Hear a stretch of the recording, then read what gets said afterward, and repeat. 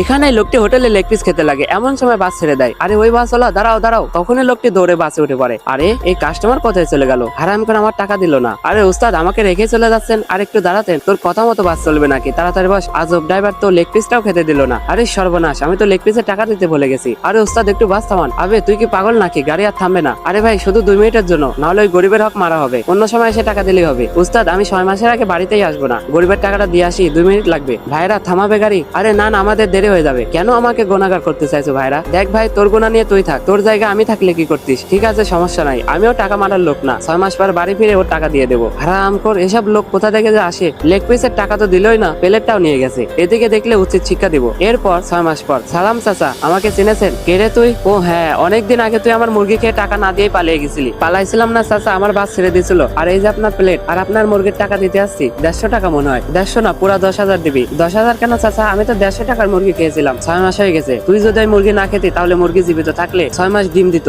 আরে চাচা, 150 না, আপনি 300 রাখেন। 10,000 না দিলে তোকে যেতে দিব না। এইটা কি চাচা, আমার ইমানদারির এই প্রতিদান দিলেন? 6 মাস পরেও আমি আপনার টাকা দিতে আসছি। আরে দাঁড়াও তোমরা, আমি ফয়সালা করছি। চাচা, 1 প্লেট বিরিয়ানি দেন। এই যে নাও চাচা, আপনি এই বিরিয়ানি খেতে গিয়ে ছিটাবেন। এইগুলা থেকে ফসল হলে অনেক বেশি টাকা পাবেন। এই চাউল থেকে ফসল হবে কিভাবে? তাহলে তোমার রান্না করা মুরগি ডিম দিবে কিভাবে? এই যে আপনার টাকাটা।